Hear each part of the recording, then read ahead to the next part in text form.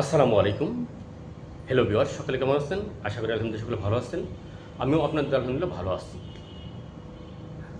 আমি আজ আপনার সামনে আলোচনা করব বদলির ইউজার আইডি পাসওয়ার্ড এবং বদলি কোথায় কোথায় হতে পারবেন সে সম্পর্কে।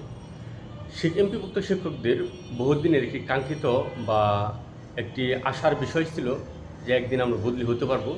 আমরা সেই আমাদের স্বপ্ন পূরণ বা আশার বাস্তবায়নের দ্বারপ্রান্তে আমরা উপনীত হয়েছি। আপনারা সকলে অবগত আছেন আজকে বদলির যে ইউজার আইডি পাসওয়ার্ড, সফটওয়্যারে বদলির হওয়ার জন্য যে ইউজার আইডি পাসওয়ার্ড, সেই ইউজার আইডি পাসওয়ার্ড দেওয়া শুরু হয়েছে। কিন্তু যেহেতু বাংলাদেশে 18,575টি প্রতিষ্ঠান এই বদলির জন্য তথ্য দিয়েছে, যারা যারা তথ্য দিয়েছে সকলেই আপনারা ইউজার আইডি পাসওয়ার্ড পাবেন ইনশাল্লাহ। তবে যেহেতু 18,775টি প্রতিষ্ঠান, তাই একই সময়ে সকল প্রতিষ্ঠান একসাথে পাওয়া এটা সম্ভব নয়। পর্যায়ক্রমে পাবেন ইনশাল্লাহ। আজকে অনেক জেলায় ইউজার আইডি পাসওয়ার্ড পেয়েছেন। আশা করি যারা এখনও ইউজার আইডি পাসওয়ার্ড পাননি, আপনারা আজ রাতের মধ্যে অথবা আগামীকালের মধ্যে ইনশাল্লাহ পেয়ে যাবেন ইনশাল্লাহ। তাই যারা এখনও ইউজার আইডি পাসওয়ার্ড পাননি, তাই উদ্বিগ্ন হওয়ার কোনো কারণ নেই। তাই যাদের তথ্য সফটওয়্যার দেওয়া হয়েছে সকলেই ইউজার আইডি পাসওয়ার্ড পাবেন ইনশাল্লাহ আগামীকালের মধ্যে। তবে যাদের বদলির সুযোগ রয়েছে শুধু তারাই আবেদন করতে পারবেন। আর যাদের শর্ত প্রযোজ্য নয়, যাদের শর্তের সাথে মিলবে না, তারা ইউজার আইডি পাসওয়ার্ড পেলেও আপনারা কী করতে পারবেন না, বদলি হতে পারবেন না। যেমন বদলির ক্ষেত্রে কয়েকটি বিষয় রয়েছে। যেমন বদলির ক্ষেত্রে 3টি জায়গায় বদলি হওয়া যাবে। এক নম্বরে যে আপনার কর্মস্থল ভিন্ন জেলায় হলে, আপনার নিজের জেলা ব্যতীত অন্য জেলায় যদি আপনার কর্মস্থল হয় তাহলে আপনি বদলি হতে পারবেন। সেই ক্ষেত্রে যদি আপনার নিজের জেলায় কর্মস্থল হয় তাহলে আপনার বদলি হওয়ার কোনো সুযোগ নেই। নিজের জেলায় এক উপজেলা থেকে অন্য উপজেলায় বদলি হওয়ার কোনো সুযোগ নেই। যদি সুযোগ থাকতো তাহলে অবশ্যই ভালো হতো, তবে এই সুযোগটি রাখা হয়নি। একমাত্র যদিও আপনার নিজ জেলা থেকে অন্য কোনো জেলায় আপনি জব করে থাকেন তাহলে আপনি বদলি হতে পারবেন, তবে নিজের জেলায় জব করলে আপনার বদলি হওয়ার কোনো সুযোগ নেই। সেক্ষেত্রে আপনি ইউজার আইডি পাসওয়ার্ড পেলেও আপনাকে এটা কার্যকর হবে না। ঠিক আছে। দ্বিতীয়ত, স্বামী অথবা স্ত্রীর জেলা। স্বামী অথবা স্ত্রীর জেলায় আপনি বদলি হতে পারবেন। সেক্ষেত্রে হতে পারে আপনি মেয়ে হলে থাকলে আপনার স্বামীর জেলায় আপনি বদলি হতে পারবেন, অথবা পুরুষ হয়ে থাকলে আপনার স্ত্রীর জেলায় বদলি হতে পারবেন, এতে কোনো সমস্যা নেই। তৃতীয়ত, স্বামী স্ত্রীর কর্মস্থল। আপনি স্বামী অথবা স্ত্রীর কর্মস্থল যেখানে, সেখানে বদলি হতে পারবেন, তবে অবশ্যই সেটা নিজ জেলার বাইরে হতে হবে। কারণ যখন আপনি নিজের জেলায় আপনার স্ত্রীর জন্য অন্য উপজেলায় কর্মরত থাকে তবে বদলি হতে পারবেন না। সেই ক্ষেত্রে আপনি তথ্য দিতে গেলেই দেখবে যে আপনার নিজের জেলায় আপনি কর্মরত, তাই আপনার এটা প্রযোজ্য হবে না। সেই ক্ষেত্রে যদি আপনার স্বামী স্ত্রী ভিন্ন জেলায় জব করে থাকে, সেই ক্ষেত্রে স্বামী স্ত্রী কর্মস্থলে আপনি বদলি হতে পারবেন।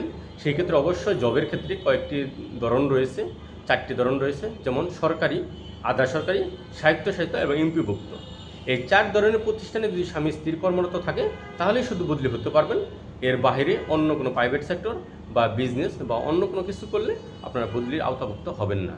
তাই বদলির ক্ষেত্রে স্বামী স্ত্রী কর্মস্থলের ক্ষেত্রে অবশ্যই 4টি জবের সেক্টর থাকতে হবে। সেটা সরকারি, আধা সরকারি, স্বায়ত্তশাসিত এবং এমপিভুক্ত প্রতিষ্ঠান। তবে হ্যাঁ, একটি ধারা রয়েছে যেটা, যে সরকার ইচ্ছা করলে কাউকে জনস্বার্থে, জনকল্যাণে অথবা শাস্তিমূলক বদলি করতে পারবে। এই অপশনটা রাখা হয়েছে এই কারণে যে আমরা জানি যে নির্যাতিত খায়রুল ইসলাম স্যার, যিনি কুমিল্লার একটি মাদ্রাসায় জব করতেন, তাকে বিশেষভাবে বদলি করা হয়েছে। এরকম যদি কোথাও কোনো বিভিন্ন সমস্যা দেখা দেয় বা বদলি প্রয়োজন হয়, যার কারণে এই ধারাটি রাখা হয়েছে যে সরকার চাইলেই আপনাকে জনস্বার্থে, জনকল্যাণে, যে কারো কোনো বিশেষ সমস্যার কারণে এবং শাস্তিমূলক, সরকার চাইলে যে কাউকে বদলি করতে পারবে। আর নর্মালি বদলি হতে গেলে যোগদানের তারিখ থেকে 2 বছর হতে হয়। তাই যেহেতু এখনও বদলির আবেদন শুরু হয়নি, বদলির জন্য একটি আবেদন শুরু হবে। যেহেতু 5ম গণবিজ্ঞপ্তি যারা জয়েন করেছেন তাদের আশা করি সেপ্টেম্বর মাসে 2 বছর পূর্ণ হবে। যদি সেপ্টেম্বর মাসে যদি বদলির আবেদন শুরু হয় তাহলে অবশ্যই 5ম গণবিজ্ঞপ্তি যারা আবেদন জয়েন করেছেন আপনারা বদলির আওতাভুক্ত হবেন ইনশাল্লাহ। তবে আরেকটি কথা বলে রাখি যে যারা 77, এখানে বদলির জন্য 85,342টি শূন্যপদ রয়েছে। তবে এই শূন্যপদের সাথে 77,000 যে শূন্যপদ রয়েছে 19তম গণবিজ্ঞপ্তির, তার কোনো সম্পর্ক নেই। কারণ এই বদলির শূন্যপদ আলাদা এবং ওই শূন্যপদের 19তম বা 9ম গণবিজ্ঞপ্তির জন্য যে শূন্যপদ, সেই শূন্যপদ আলাদা। তাই এর সাথে ওই শূন্যপদের কোনো সম্পর্ক নেই। আপনারা যারা 19তম নিবন্ধনের জন্য পড়াশোনা করতেছেন, আপনারা আপনাদের প্রিপারেশন নিতে থাকেন। অবশ্যই অচিরেই এই বদলির পরেই আপনাদের 19তম বা নবম গণবিজ্ঞপ্তি প্রকাশ করা হবে। আপনারা আপনাদের মতো প্রস্তুতি নিতে থাকেন। আর বিশেষ করে সহকারী শিক্ষক ইসলাম শিক্ষা এবং প্রভাষক ইসলাম শিক্ষা প্রস্তুতি নিতে চাচ্ছেন, চাইলে আমার হেল্প নিতে পারেন। আমার অনলাইন কোর্স চলমান রয়েছে সহকারী শিক্ষক এবং প্রভাষক ইসলাম শিক্ষার জন্য, যা আপনাদের ভালো একটি প্রস্তুতির সহায়ক হতে পারে ইনশাল্লাহ। সকলে ভালো থাকবেন, সুস্থ থাকবেন, সকলের জন্য শুভকামনা রইল। আসসালামু আলাইকুম।